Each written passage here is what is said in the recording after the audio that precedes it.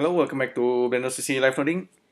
In this episode, we're gonna do dynamic pane explorations using Sverchok. We know already that dynamic pane can let you set up a canvas and brush that can paint the vertex weighting quite easily, and you can actually use the vertex weighting with particles and hair simulations. But I will try to show you an example where using the vertex weighting with Sverchok. Normally this is not possible, so I'm kind of doing something that's a little bit of kind of like hacky. I'll show you what I mean real soon. So SV dynamic pane and go to compositing, Sverchok, and we're gonna use the plane MK2. I'm gonna center it, view,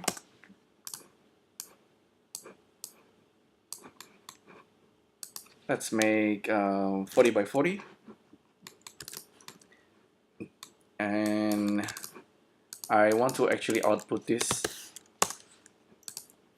Use a viewer bmesh, plug that in, and we get a mesh, and we can actually cut this or just leave it.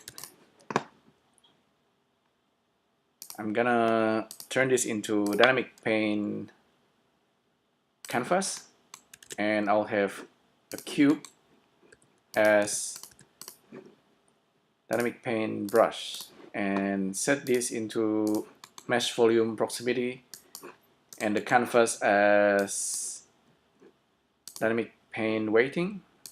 So vertex weighting, set to weight, and turn this on so it's transferring the vertex group data. By default, this data is not actually interactive. It is interactive, but as the data is changing, the value itself doesn't transfer to anything except for Blender hair particles.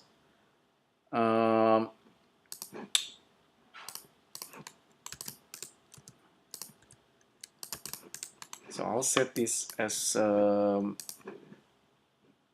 make sure the weighting is also fading or spreading. Let me try. I'm just gonna animate the brush. So this is the original position, this is the final position, and keyframe it. So it's gonna travel across.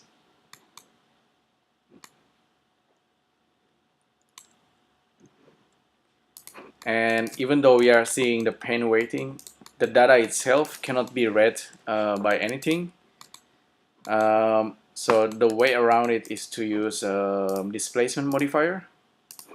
So I'm using displacement modifier, set this to 0 and strength to 1, assign the weighting, and we can see that some vertices is being pushed, and that's what we're gonna use inside Sverchok. Just the differences of the original points and the final points. We can use that as the data that's changing over time. So we are taking advantage of the dynamic paint that way. So let's use we can use object in,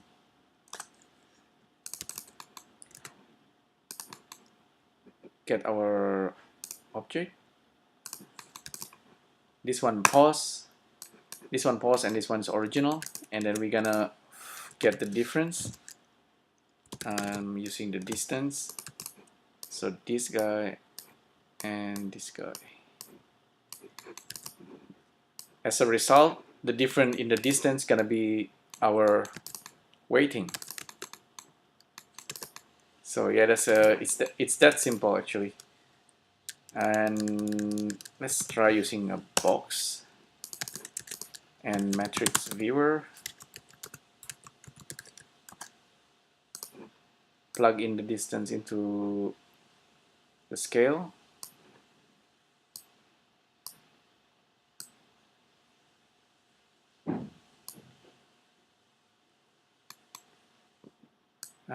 check if I'm doing this correctly. We have 40 by 40 points, so we're gonna have some number of boxes. This is for the positions. So we actually have quite a lot of objects, but hopefully this works. We can hide the original plane. Simply maybe put it in a different layer. So now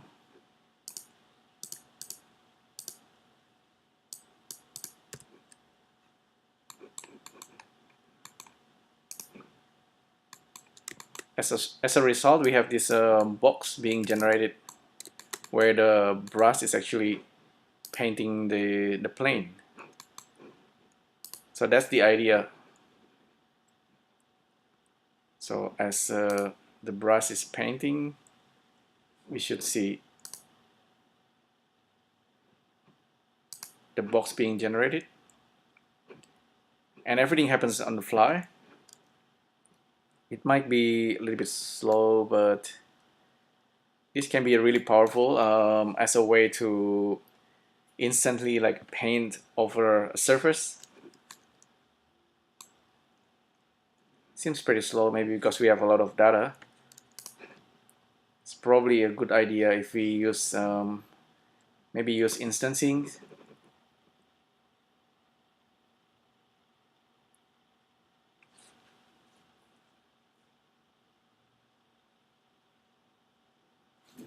Let me try actually, instead of using like a lot of data like this, we're gonna use instancing method. So don't use this, but use instance, mesh instancer or dupli instancer. We just need to plug in the matrices and our objects. For example, let's try a cylinder.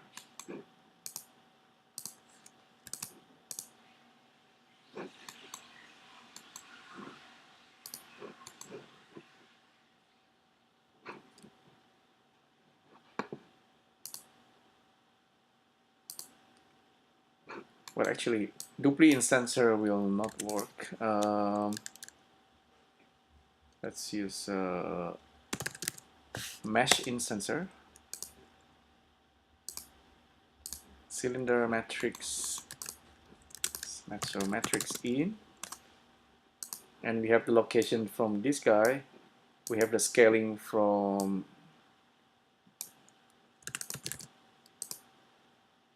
this guy. This goes into the scale, and then the matrix goes in here. Hopefully this works. Use.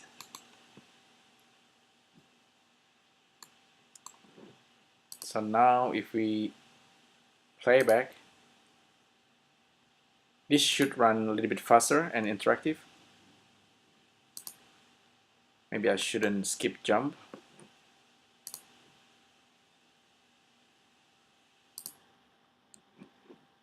Because dynamic paint is actually a simulation, maybe it's a good idea to actually bake the dynamic simulation first. But this should work.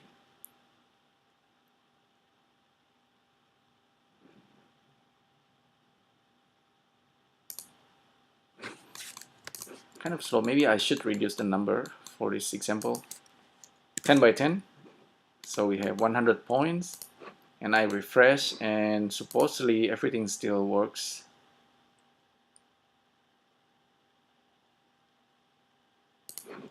Maybe this guy should go to first frame.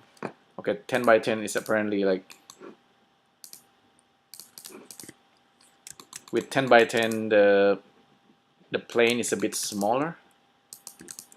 So I'll make it bigger and then now do the simulation again, and we should see the cylinder being instanced on the fly. Yeah, so you can see it's happening. So that's the original mesh. The original mesh behaving like a canvas, and then there's this brush. The brush is animated. and we have this thing that's growing on the fly. We can actually with the canvas itself, we can turn on fade and make it fade in 50 frames, and now as the weighting is fading, the cylinder is also disappearing. So I think it's a pretty cool effect when everything is set properly, and if you plan it correctly, these simple techniques can be really powerful. I guess that's pretty much what I want to show you. It's a very basic concept, but I have to think how this can be used to generate something that's more interesting. Maybe we can use grease pencil for that. I was thinking maybe like if you have an object or like a characters and we want to draw grease pencil over the character surface, so as the grease pencil is being drawn, it is also doing this kind of animations, generating this instance on the fly based on grease pencil. So that can be cooler instead of animating it like this manually. There's nothing wrong with manual animations, but imagine if you have a like more elaborate setup where you want to apply this to all kind of different surface. You want it to be procedural, so maybe that's one idea. So this is a dynamic paint instancing. Yeah, okay, hopefully that's useful for you. If you have any feedback, suggestion, and want to make this better, let me know in the comments below, and I'll see you in the next video.